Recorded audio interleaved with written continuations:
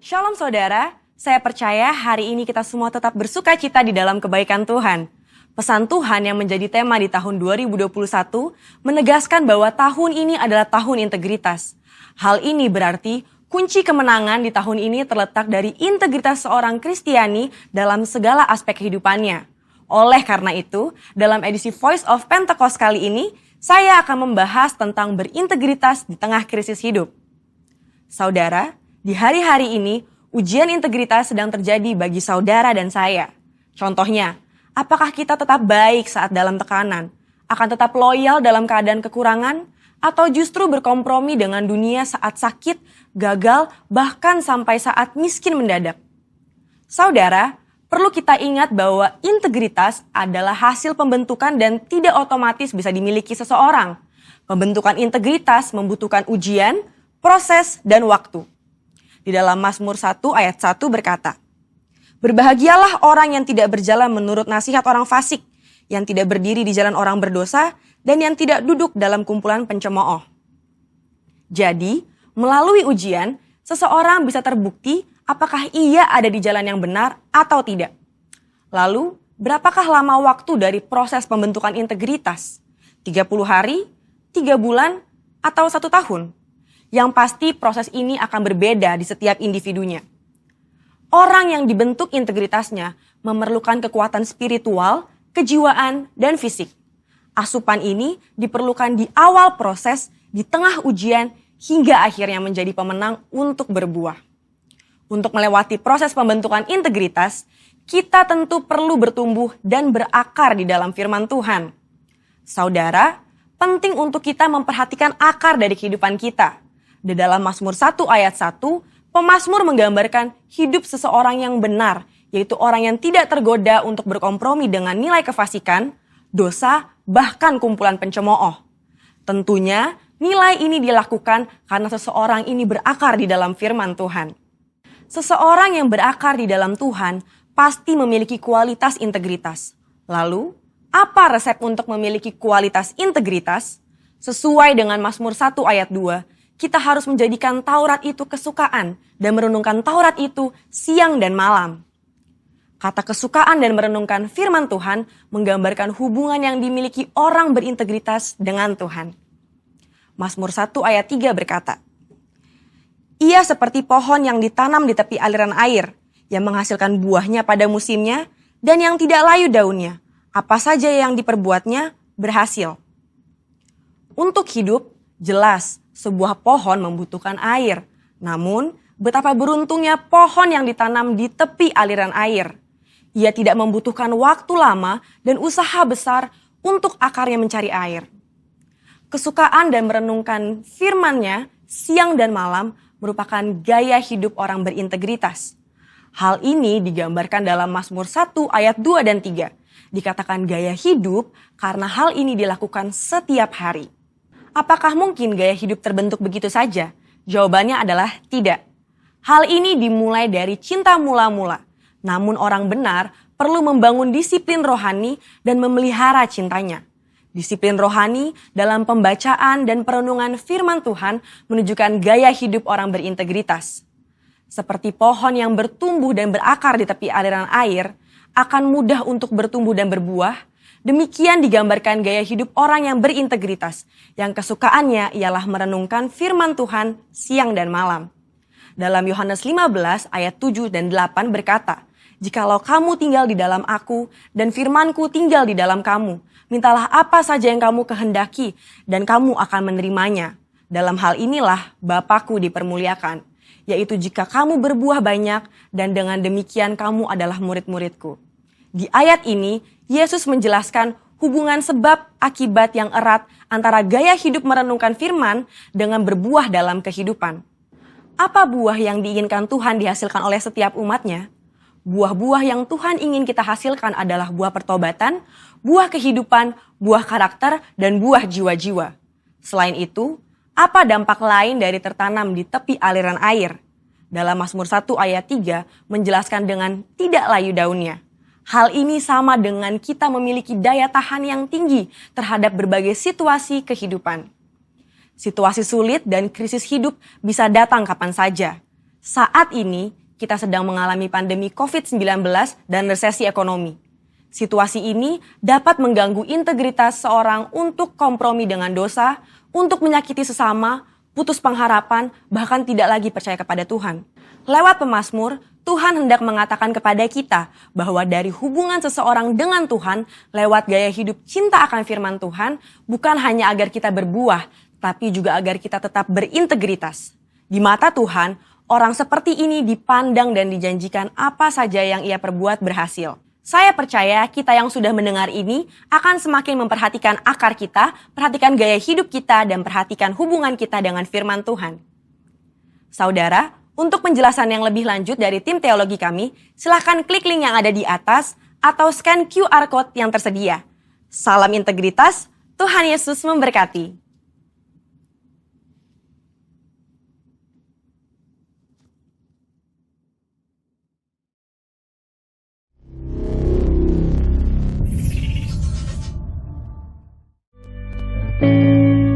Dalam lindungan Allah, orang yang duduk dalam lindungan yang maha tinggi dan bermalam dalam naungan yang maha kuasa akan berkata kepada Tuhan, tempat perlindunganku dan kebenaranku, Allahku yang kupercayai.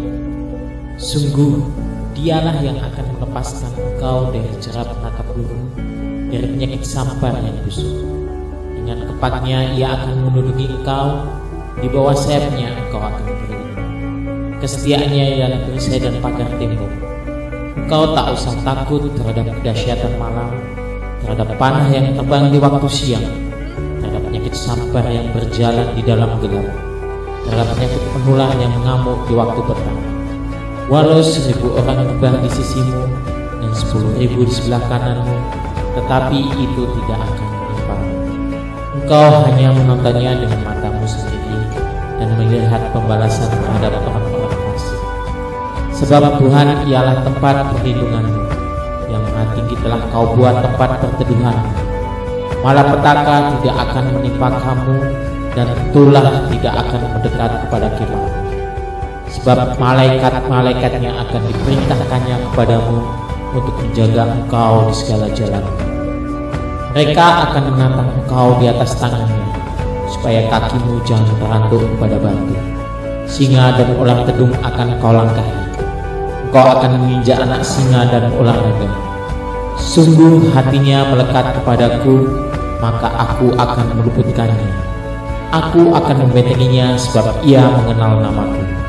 Bila ia berseru padaku, aku akan menjawab. Aku akan menyertai dia dalam kesesatan. Aku akan meluputkannya dan memuliakannya. Dengan panjang umur akan kukenyangkan dia, dan akan kuperlihatkan kepadanya keselamatan daripadaku. Amin. Shalom Bapak Ibu yang ada di rumah. Puji nama Tuhan, kita mau bersama-sama kita naikkan syukur kita kepada Tuhan. Sebab dia adalah sumber kekuatan kita, dia adalah Allah kita. Mari sama-sama kita memuji Tuhan. Yesus kau kekuatan di hidupku, takkan gentar langkahmu. Kau angkat tanganku di saat ku jatuh,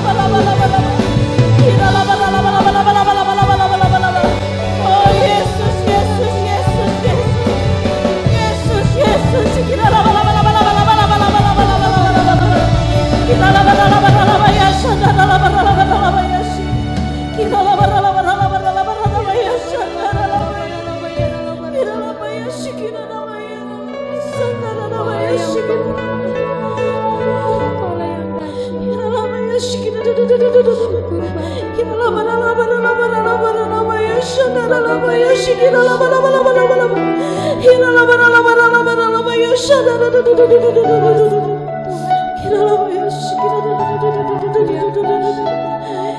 Tuhan, ya Tuhan, ya Tuhan, ya Tuhan, yang ajaib.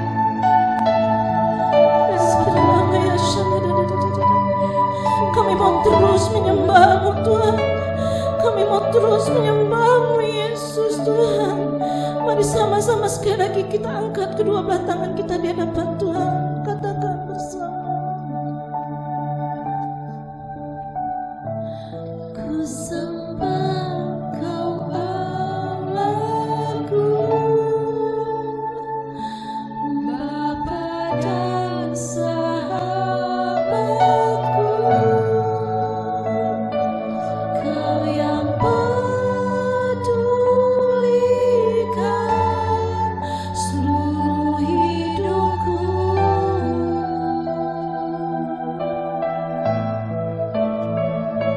Walau lewati lembah, aku tak ditinggalkan. Yesus kekuatan di hidupku. Ku sembah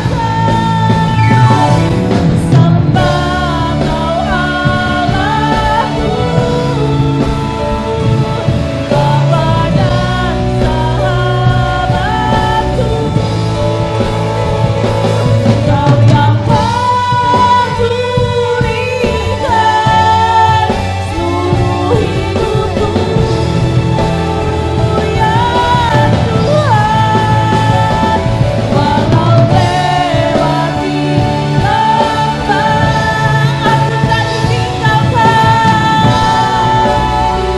Ya Tuhan,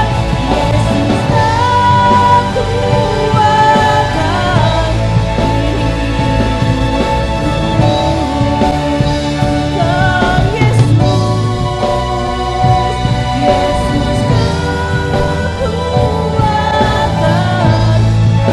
aku tak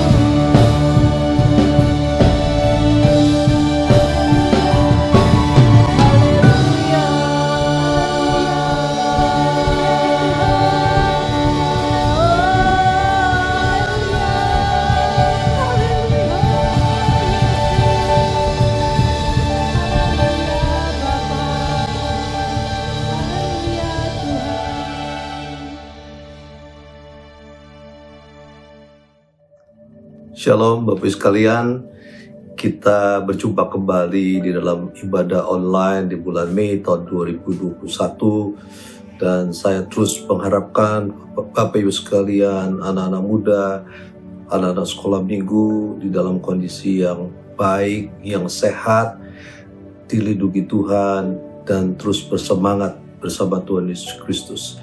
Nah, mari sebelum kita mendengarkan kebenaran firman Tuhan, saya ajak Bapak sekalian untuk kita berdoa bersama-sama. Kembali kami mengucapkan syukur, terima kasih Tuhan buat kesempatan yang Tuhan berikan sehingga kami boleh beribadah Tuhan di hari Minggu ini Tuhan. Biar urapi kami semua, urapi hamba-Mu yang tidak ada apa-apa ini Tuhan. Mampukan hamba-Mu untuk bisa menyampaikan kebenaran firman-Mu, dan bungkus setiap kami dengan darah-Mu Kudus. Demikian juga untuk setiap anggota keluarga kami yang ada di rumah, dimanapun mereka berada, Tuhan lindungi.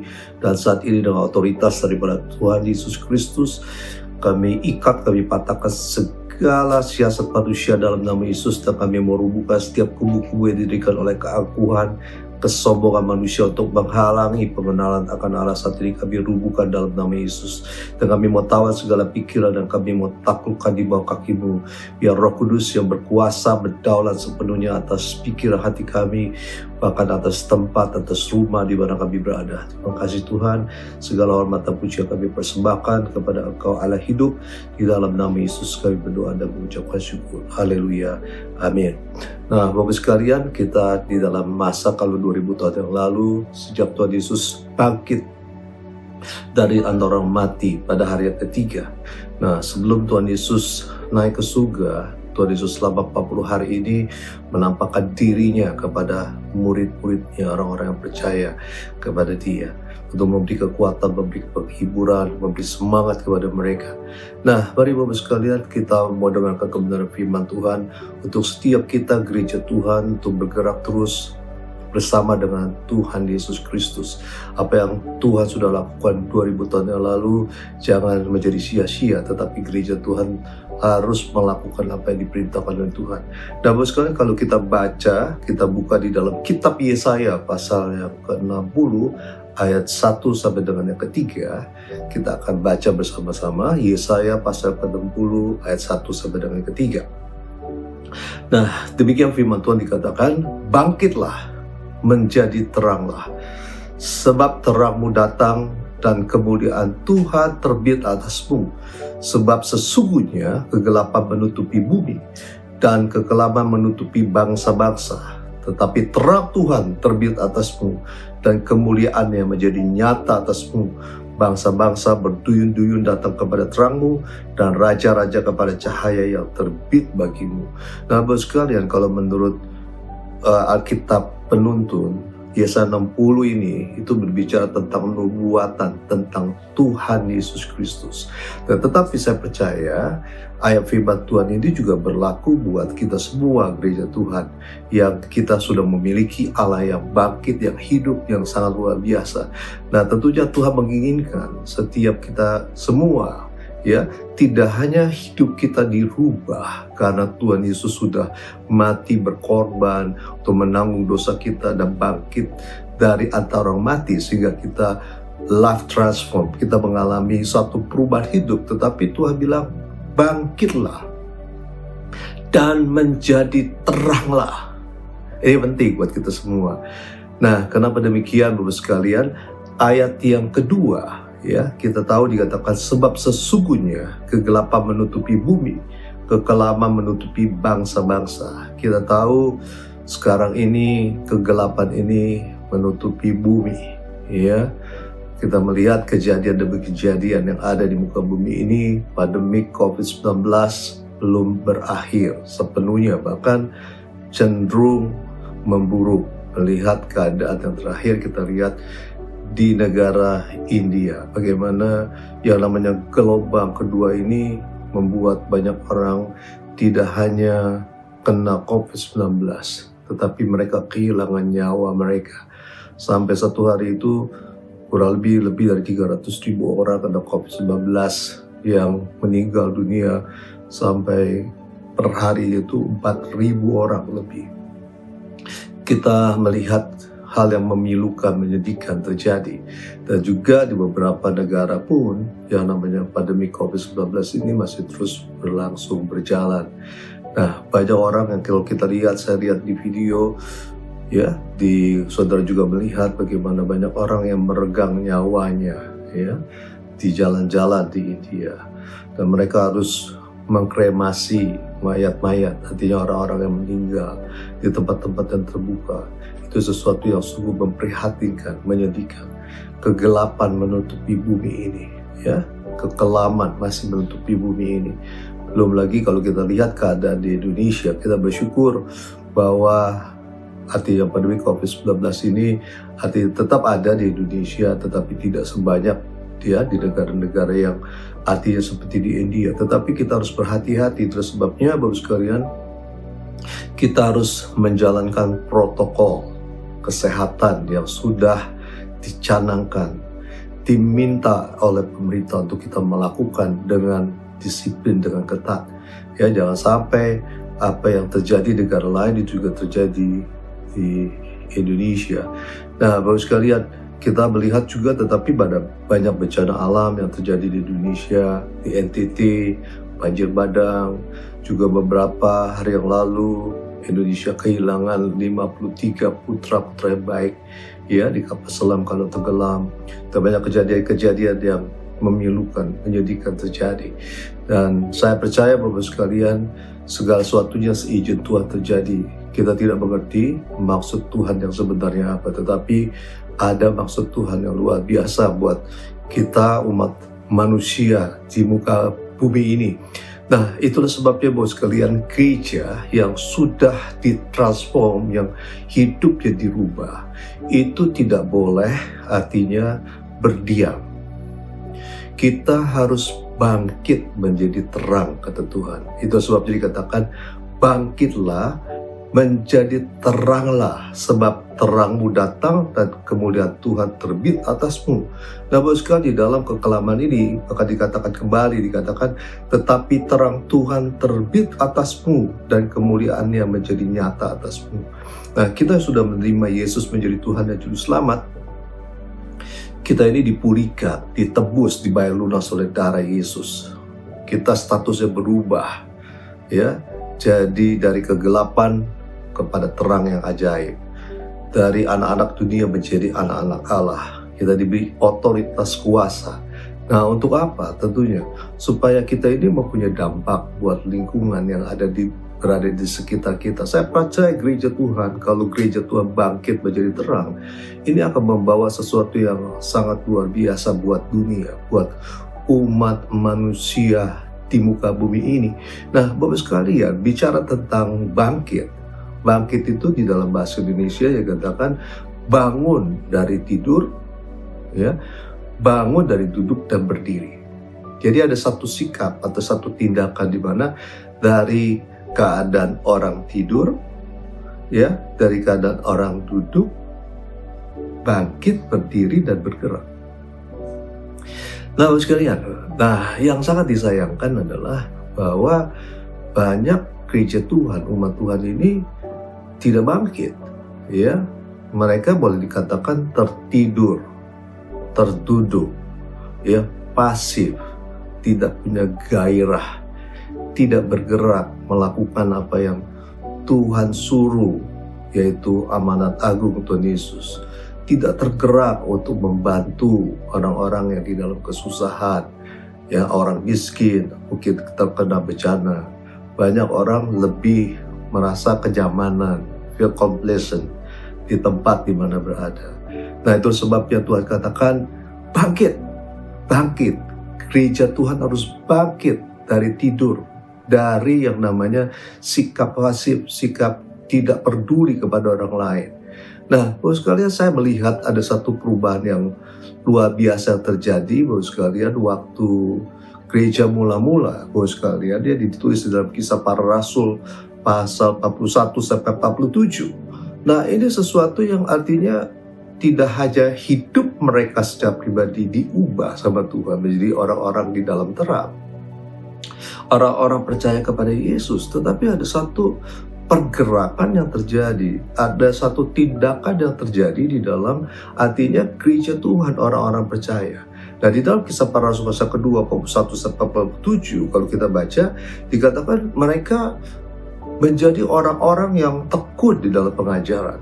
Jadi gereja yang bangkit itu adalah gereja yang punya kehausan, kelaparan untuk terus belajar, ya, belajar dengan tekun akan kebenaran firman Tuhan. Ini harus dimiliki bagi gereja yang ada ciri gereja yang bangkit. Pasti punya kehausan kelaparan akan firman Tuhan. Dikatakan mereka berkumpul untuk memecahkan roti dan berdoa. Nah, Bapak sekalian, gereja yang artinya bangkit pasti juga yang namanya dia memiliki yang namanya roh doa yang kuat. Tidak akan bisa berdiam diri, apalagi melihat keadaan bangsa kita, melihat keadaan bangsa-bangsa di dunia karena pandemi COVID-19. Pasti ada belas kasihan. Kita mau berdoa buat orang-orang yang di dalam kesusahan, yang tertimpa malapetaka, supaya mereka tidak hanya dilumpuhkan, tetapi mereka mengenal Tuhan Yesus. Nah, Bapak sekalian, ada satu quote yang bagus ya Bapak sekalian tentang orang berdoa. Gereja yang bangkit adalah gereja yang berdoa. Gereja tidak berdoa itu bukan gereja yang bangkit. Dan sekali ada quote yang dikatakan, berdoa kepada Tuhan tidak boleh part time, tidak boleh sometime, apalagi no time. Saudara bisa bayangkan kalau gereja bilang tidak ada waktu untuk berdoa, sangat disayangkan. Dikatakan lagi, berdoa kepada Tuhan harus on time, mesti full time, kalau bisa overtime dikatakan. Sebab kita bisa saja dipanggil Tuhan anytime. Ya, ini artinya satu tulisan yang artinya mengingatkan kepada kita buat gereja itu adalah gereja yang bangkit, adalah gereja yang tentunya punya roh doa yang kuat.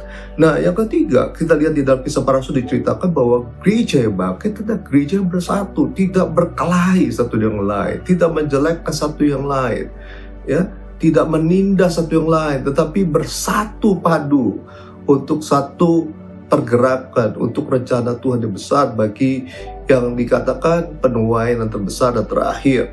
Nah, gereja bangkit tentunya bergembira dan tulus hati. Ya, karena apa? Kita lihat kita mempunyai Allah yang hidup. Tuhan sudah datang 2000 tahun yang lalu menanggung dosa kita, kesalahan kita, sakit, penyakit, kutuk, ya. Bahkan Tuhan Yesus mati di kayu salib, bangkit pada hari yang ketiga. Kita adalah orang-orang yang paling beruntung tentunya memiliki Allah yang hidup. Itu sebabnya kita harus bersukacita. Firman Allah juga berkatakan, aku mengatakan kepadamu bersukacitalah di dalam Tuhan. Aku katakan sekali lagi, bersukacitalah. Jadi gereja yang bangkit adalah gereja yang bergembira dan memiliki hati yang tulus. Tidak lagi memiliki hati yang bulus, tapi tulus. Untuk apa? Melihat orang-orang lain yang kesusahan ditolong, orang-orang yang artinya belum mengenal Tuhan, kita juga doakan supaya mereka bertobat. Nah, Bapak sekalian, gereja bangkit, Bapak sekalian, tandanya adalah gereja suka memuji menyembah. Kita lihat di Kisah Para Rasul, mereka suka memuji menyembah, memuji menyembah, memuji menyembah. Ya, bahkan dikatakan gereja bangkit dikatakan bertekun dengan hati berkumpul tiap-tiap hari. Bayangkan mereka berkumpul tiap-tiap hari. Nah, sangat disayangkan kalau ada jemaat Tuhan, gereja Tuhan yang istilahnya justru mengurangi jam ibadahnya, mengurangi jam artinya persekutuan dengan Tuhan, mengurangi baca Alkitab hari-hari ini. Nah, sebetulnya hari-hari ini, Bapak sekalian, Tuhan justru memberi kesempatan waktu kepada kita untuk kita ini terus bertekun dengan sehati, ya, bertekun sehati dengan Tuhan, ya, hari-hari ini. Nah, Bapak sekalian, nah lalu ada sesuatu yang menarik, Bapak sekalian, tentang kenapa kita harus artinya bangkit menjadi teranglah. Nah, Bapak sekalian, seperti yang tadi saya katakan, bangkit bicara satu sikap, berdiri dari tadinya tidur, kondisi tidur atau duduk lalu berjalan. Nah, di dalam Markus pasal ke-13 ayat 33, Bapak sekalian, ini bicara tentang bagaimana peringatan Tuhan buat kita semua. Dikatakan, hati-hatilah dan berjaga-jagalah, sebab kamu tidak tahu bila manakah waktunya tiba. Dan halnya sama seperti seorang yang berpergian, yang meninggalkan rumahnya dan menyerahkan tanggung jawab kepada hamba-hambanya, masing-masing dengan tugasnya, dan memerintahkan penunggu pintu supaya berjaga-jaga.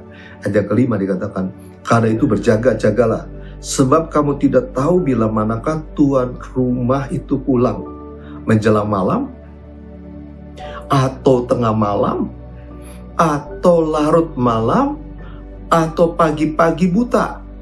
Kita nggak tahu Tuhan Yesus akan datang menjemput gerejanya. Waktunya nggak ada yang tahu. Bisa malam, ya, dikatakan bisa larut malam, bisa pagi-pagi buta.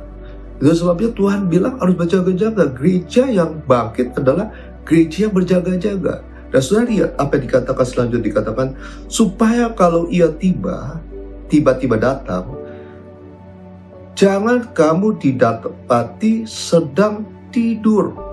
Nah, jadi tidur adalah sesuatu hal yang memang harus dimiliki oleh semua orang, dilakukan kan. Tidur itu istirahat, tapi di dalam pengertian tidur di sini artinya gereja yang suam-suam, pasif, ya, lalu tidak melakukan apa yang menjadi amanat agung Tuhan Yesus, tidak bergairah. Ini bahaya sekali. Nah, Bapak sekalian, mari kita lihat di dalam Efesus pasal ke-5 ayat 14 ya. Di sini dijelaskan bagaimana supaya kita menjadi gereja yang bangkit ya, gereja yang menjadi artinya terang bagi orang lain. Nah, sebelum itu, Bapak sekalian, kita lihat di dalam Kisah Para Rasul dikatakan begini di ayat Kisah Para Rasul 2:47, sambil memuji Allah dan mereka disukai semua orang. Dan tiap-tiap hari Tuhan menambah jumlah mereka dengan orang yang diselamatkan. Jadi kalau gereja yang bangkit lalu menjadi terang, wah, ini akan disukai oleh banyak orang. Kita ini akan menjadi contoh, kita menjadi berkat orang lain. Karena seperti Tuhan Yesus katakan, kalau orang memiliki pelita tidak ditaruh di bawah tempat tidur, tetapi ditaruh di kaki dia untuk menerangi orang-orang berada di sekitarnya. Gereja Tuhan ini harus jadi berkat buat orang-orang yang berada di sekitar kita. Untuk apa? Untuk mereka melihat kasih Tuhan. Mereka melihat terang Tuhan yang ada di dalam kehidupan kita, dan sehingga mereka akan datang kepada Kristus seperti Kisah Para Rasul. Dikatakan Tuhan menambah jumlah mereka dengan orang yang diselamatkan. Karena apa?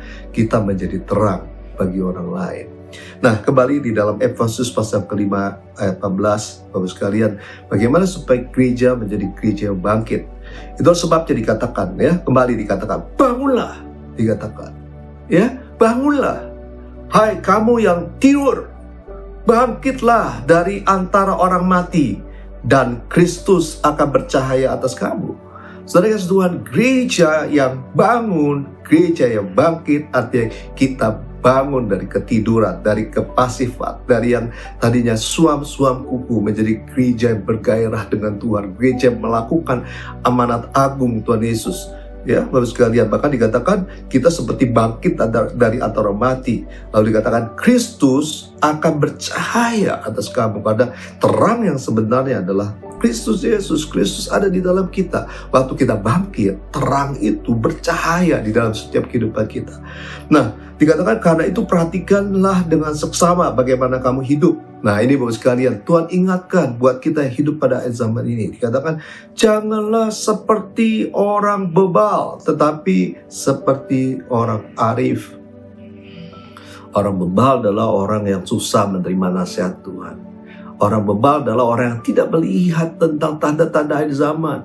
Mereka menghabiskan waktu mereka, pikiran mereka, usaha mereka untuk hal yang akan sirna, akan hilang. Karena yang di dunia ini tidak kekal sifatnya.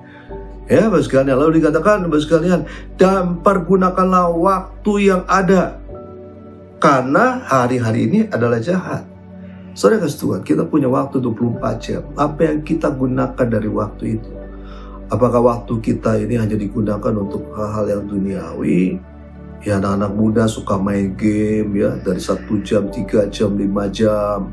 Ya, kalau doanya cuma 5 menit, mungkin kurang dari 5 menit. Ya, apalagi ada orang yang menghabiskan waktunya hanya cari terus uang, cari harta di muka bumi ini. Padahal Tuhan katakan carilah hartamu di surga. Harta di surga itu lebih penting. Bukan harta yang di dunia ini tidak penting. Tetapi kita harus balance ya, harus cari yang namanya harta di surga. Selain kita juga mencari sesuatu yang kita butuhkan di muka bumi ini. Dan pergunakan waktu kita. Coba saudara Tuhan, coba renungkan. Waktu kita dalam 24 jam itu kita gunakan untuk apa selama ini? Ini perlu untuk kita berintrospeksi. Kalau ada hal yang tidak produktif, apalagi yang tidak, artinya waktu yang tidak kita gunakan untuk Tuhan, atau kita gunakan waktu untuk hal yang duniawi dibandingkan dengan waktu Tuhan, ya. Nah, ini juga mesti perlu kita simak baik-baik, kita perbaiki hari-hari ini. Karena ingat dikatakan hari-hari ini adalah hari-hari yang jahat. Banyak tekanan, banyak kejadian-kejadian yang orang tidak pernah perkirakan sebelumnya terjadi. Siapa yang bisa memperkirakan tentang COVID-19? Gak ada yang tahu, sekalian. Ya, lalu dikatakan begini. Sebab itu janganlah kamu bodoh, tetapi usahakanlah supaya kamu mengerti kehendak Tuhan. Jadi bodoh di dalam pengertian Tuhan bukan orang yang tidak sekolah, yang mungkin tidak lulus, ya. Mungkin coba bukan begitu. Tetapi orang yang bodoh di mata Tuhan adalah orang yang tidak mengerti akan kehendak Tuhan. Padahal kalau kita tahu kehendak Tuhan, kita akan melakukan dengan sepenuh hati, dengan sungguh-sungguh. Ingat Matius 23, Bapak sekalian. Itu dikatakan, Tuhan Yesus katakan, aku akan berterus terang kepada mereka. Nanti akan banyak orang yang datang kepadaku, kata Tuhan, yang berseru-seru kepada Tuhan. Ini loh aku loh Tuhan, aku sudah menumpangkan tangan atas orang sakit, aku mengusir setan ya dalam namamu, aku sudah bernubuat. Tapi Tuhan Yesus katakan, aku akan berterus terang kepada mereka, aku tidak mengenal engkau, nyalah dari hadapanku. Nah, kenapa demikian Bapak sekalian? Karena mereka walaupun melayani pekerjaan Tuhan, tetapi mereka tidak mau tahu, tidak mau mengerti tentang kehendak Tuhan, dan tidak melakukan apa yang menjadi kehendak Bapa dalam kehidupan mereka. Nah, lalu dikatakan lagi Bapak sekalian, ayat 18 ya. Janganlah kamu mabuk oleh anggur, karena anggur menimbulkan hawa nafsu, tetapi hendaklah kamu penuh dengan roh. Ya, Bapak sekalian ingat, anggur ya kalau diminum sedikit bisa menghangatkan, bisa sesuatu yang baik ya. Tetapi kalau terlalu banyak bisa memabukkan, bahkan menyeret orang kepada hal-hal yang justru merusak kehidupannya. Yang dikatakan menimbulkan hawa nafsu, hawa nafsu amarah, hawa nafsu yang namanya berhubungan itu dan segala macam dengan orang, wanita, pria lain. Itu artinya mengakibatkan dosa yang besar dalam kehidupannya. Tetapi Tuhan ingatkan, penuhlah kamu dengan Roh Kudus. Hari-hari ini Roh Kudus sedang dicurahkan di era Pentakosta ketiga, dan Tuhan ini akan memberikan kepada setiap kita. Kalau kita rindu, kita meminta setiap waktu kepada Tuhan, Tuhan penuhilah saya Tuhan dengan Roh-Mu yang kudus, penuhilah saya dengan Roh-Mu yang kudus. Saya percaya Bapak sekalian, kita akan dipenuhi Roh Kudus, kita akan menjadi manusia yang lain, yang akan dipakai tentunya oleh Tuhan secara luar biasa. Nah, ayat 19 dikatakan, berkata-katalah seorang kepada yang lain dalam mazmur, kidung, puji-pujian dan nyanyian rohani, bernyanyi dan bersoraklah bagi Tuhan dengan segenap hati. Nah, Bapak sekalian, hari-hari ini Tuhan ingatkan kembali untuk kita menjadi gereja yang bangkit, Bapak sekalian. Maka setiap kita ini harus memperkatakan dengan mulut kita hal-hal yang baik, hal-hal yang mengagumkan Tuhan, hal-hal yang berguna buat artinya kita semua Bapak sekalian, terutama untuk Tuhan, bermazmur, memuji, menyembah. Bahkan dikatakan kita harus bernyanyi, bersorak bagi Tuhan. Ya, bernyanyi dan bersorak bagi Tuhan dengan segenap hati. Itu gereja yang bangkit, bermazmur, memuji, menyembah Tuhan. Nah, Bapak sekalian, kita ini di rayon kita tuh ada doa pagi dari Senin sampai dengan hari Sabtu, dan doa pagi ini sekalian mengisi juga Bapak sekalian yang namanya Azusa Prayer Tower. Ya, kita mengisi dari jam 6 sampai jam 7 pagi.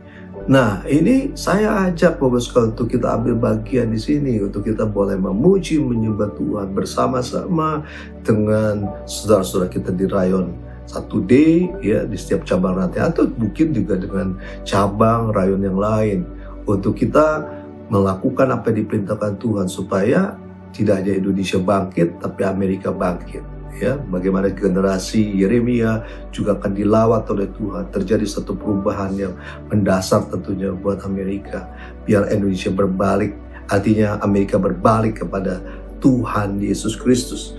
Nah, Bapak sekalian, lalu dikatakan lagi begini Bapak sekalian, gereja yang bangkit adalah gereja ya Tuhan, supaya kita bangkit Bapak sekalian dikatakan, ucapkan syukur senantiasa atas segala sesuatu dalam nama Tuhan kita Yesus Kristus kepada Allah dan Bapa kita. Ya, Bapak sekalian, hari-hari ini memang banyak tekanan ya. Pekerjaan tidak seperti yang biasa-biasanya lagi.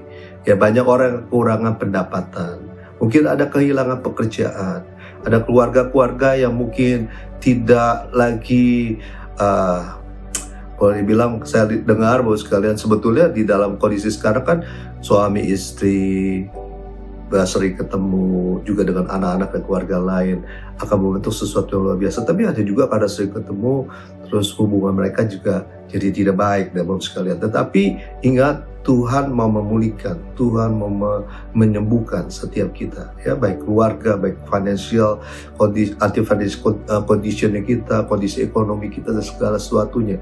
Tetapi Bapak sekarang harus dimulai bahwa kita harus bisa mengucapkan syukur atas segala sesuatu. Ya, mengucapkan syukur ada segala sesuatu membuka pintu surga, membuka pertolongan, pintu pertolongan yang daripada Tuhan. Nah, yang selanjutnya dikatakan gereja bangkit, supaya kita bangkit, maka dikatakan dan rendahkan dirimu seorang kepada yang lain di dalam takut akan Kristus. Ingat, ya, kita harus merendahkan diri. Kita tidak boleh sombong. Allah menentang orang yang congkak, yang sombong, tetapi mengasihani orang yang rendah hati. Nah, dengar baik-baik Bapak sekalian, tidak ada sesuatu yang kita harus banggakan, kita sombongkan dari kekuatan kita sebagai manusia. Apakah manusia? Saudara lihat, kita berhadapan saja dengan virus COVID-19, teror semuanya. Kita tidak bisa berbuat apa-apa walaupun vaksin sudah ada Bapak sekalian, tetapi kita melihat pandemi COVID-19 ini masih terus berlangsung. Kita perlu Tuhan, perlu pertolongan Tuhan, perlu yang namanya kekuatan daripada Tuhan. Kita perlu mujizat, perlu yang namanya yang dari yang maha kuasa, yaitu Yesus Kristus Tuhan. Dan sebabnya Bapak sekalian, mari kita merendahkan diri satu yang lain. Tidak ada yang kita ini lebih hebat daripada yang lain. Kita punya kelebihan, juga ada kekurangan. Orang lain punya kekurangan tapi punya kelebihan yang kita tidak miliki. Ya, mari Bapak sekalian, kita akan berdoa bersama-sama. Terima kasih Tuhan buat kebenaran firman Tuhan yang kami boleh dengar Tuhan pada hari ini. Biar Roh Kudus akan menuntut kami, membuat kami mengerti bahwa setiap kami harus menjadi gereja yang bangkit, gereja yang menjadi terang bagi orang lain. Karena terang Tuhan, kemuliaan Tuhan telah terbit atas setiap kami. Engkau melihat jemaat-Mu, Engkau melihat Tuhan setiap kami yang berada di rumah dimanapun mereka berada. Kalau mereka saat ini tertidur, mereka saat ini tidak melakukan apa-apa, mereka menjadi orang-orang yang percaya tapi pasif, tidak punya gairah, tidak punya sesuatu yang menggebu-gebu dengan Tuhan. Hamba-Mu katakan saat ini, mereka saat ini bangkit dalam nama Yesus. Jemaat-Mu, pelayan Tuhan akan menjadi pelayan Tuhan, jemaat yang bangkit, yang akan menjadi terang bagi lingkungannya. Dan hamba-Mu percaya Roh Kudus akan memberikan kemampuan kepada setiap kami untuk kami menjadi gereja yang bangkit, gereja yang luar biasa. Terima kasih Tuhan. Di dalam nama Yesus kami berdoa dan mengucapkan syukur. Haleluya. Amin. Nah, mari Bapak sekalian, kita akan memasuki perjamuan kudus. Ya, saya persilakan Bapak sekalian untuk setiap kita mempersiapkan roti dan anggur, ya, roti dan anggur untuk kita makan, yang kita percaya bahwa roti merupakan tubuh Kristus dan anggur merupakan darah Yesus. Mari Bapak sekalian, kita semuanya mempersiapkan hati kita semua. Oh Yesus, terima kasih buat kesempatan ini. Kami akan memasuki perjamuan kudus Tuhan. Tolong kami Tuhan, tolong kami Tuhan, tolong kami Tuhan Yesus, pimpin kami Tuhan. Nah, mari sekalian, sebelum kita masuk perjamuan kudus ini, kita melihat kalau kita masing-masing, kalau ada dosa, ada kesalahan yang masih kita lakukan sampai hari ini, mari kita datang kepada Yesus, minta ampun sama Tuhan. Ya, datang kepada Tuhan. Kalau kita mungkin termasuk gereja atau orang-orang percaya tapi bukan gereja yang bangkit, bukan gereja yang bersinar, ya, artinya menjadi berkat bagi orang lain, biar kita datang kepada Tuhan. Minta ampun sama Tuhan, kita janji kepada Tuhan untuk kita menjadi gereja, orang pengikut Yesus yang bangkit, yang menjadi terang bagi orang lain. Mari Bapak sekalian. Ira bashika tatara la bashika tatala mashindara la basika tatala mashindara la basika tatala mashindara la basika tatala mashindara la.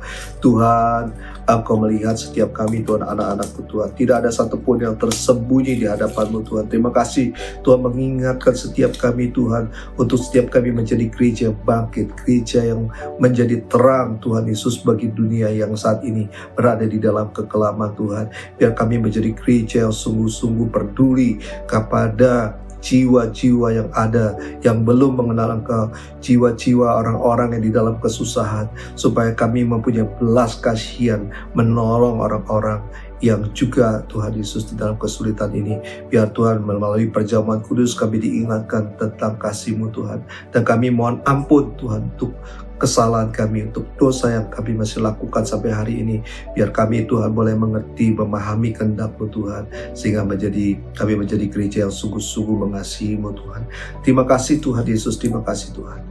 Terima kasih Tuhan Yesus. Hirabashikata taralama shindarabashikata ralama shindarabashikata talama. Hirabashikata talama shindarabashikata talabashikata ralama shindarabalabalaba. Hirabashikata talama shindarabalabalaba. Oh Jesus, Jesus. Sebab apa yang telah kuteruskan kepadamu telah kuterima dari Tuhan, yaitu bahwa Tuhan Yesus pada malam waktu ia diserahkan mengambil roti. Mari jemaat yang dikasih Tuhan, kita angkat roti di tangan kanan kita tinggi-tinggi. Dan sesudah itu ia mengucapkan syukur atasnya. Ia memecah-pecahkan dan berkata, inilah tubuhku yang diserahkan bagi kamu, perbuatlah ini menjadi peringatan akan aku. Jemaat yang dikasih Tuhan, bukankah roti kita pecah-pecahkan dalam persekutuan dengan tubuh Kristus? Mari kita memakan dalam nama Yesus.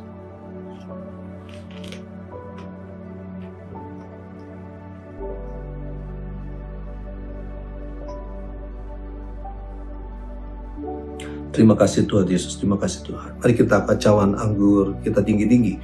Demikian juga ia mengambil cawan sesudah makan lalu berkata, cawan ini adalah perjanjian baru yang dimeteraikan oleh darahku. Perbuatlah ini setiap kali kamu meminumnya menjadi peringatan akan aku. Jemaat yang dikasih Tuhan, bukankah cawan anggur yang di atasnya kita ucapkan syukur adalah persekutuan dengan darah Yesus. Mari kita meminumnya dalam nama Yesus. Terima kasih Tuhan. Terima kasih Tuhan. Mari setiap kita mengucapkan syukur kepada Tuhan. Kita mengucapkan syukur sungguh-sungguh kepada Tuhan. Mari Bapak sekalian. Oh Jesus, sirabasikata taralamasinalabashikata ralamasinalabashikata ralamasinalabashikata. Terima kasih Yesusku. Terima kasih Yesusku. Puji syukur hanya bagi Tuhanku. Terima kasih Yesusku. Terima kasih Yesusku. Puji syukur hanya bagi Tuhanku. Terima kasih Yesusku. Terima kasih Yesusku. Puji syukur hanya bagi Tuhanku. Terima kasih Yesusku. Terima kasih Yesusku. Puji syukur hanya bagi Tuhanku. Puji syukur hanya bagi Tuhanku.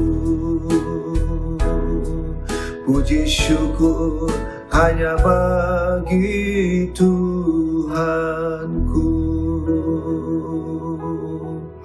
Terima kasih Tuhan.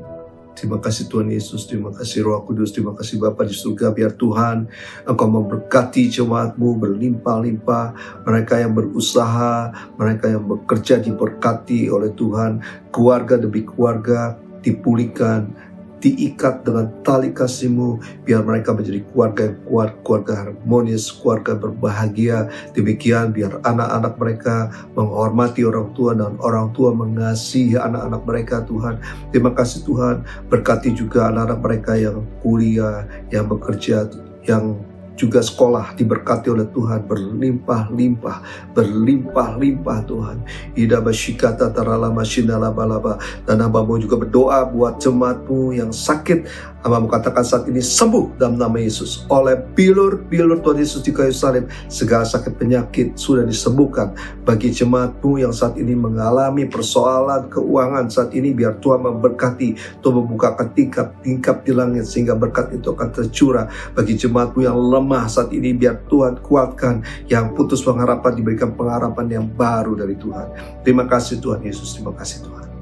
Terima kasih Tuhan Yesus. Mari kita angkat tangan di hadapan Tuhan saat ini. Kekasih Tuhan Yesus Kristus saat ini, terimalah damai sejahtera, sukacita, kesembuhan, pemulihan, bahkan berkat yang berlimpah-limpah daripada Bapa di surga melalui putranya yang tunggal, Yesus Kristus Tuhan, dan melalui persekutuan dan manis dengan Roh Kudus menyertai saudara sekalian mulai hari ini sampai Tuhan Yesus Kristus datang untuk kedua kalinya, bahkan sampai selama-lamanya. Yang percaya, mari kita katakan sama-sama, amin. Tuhan Yesus memberkati. Shalom.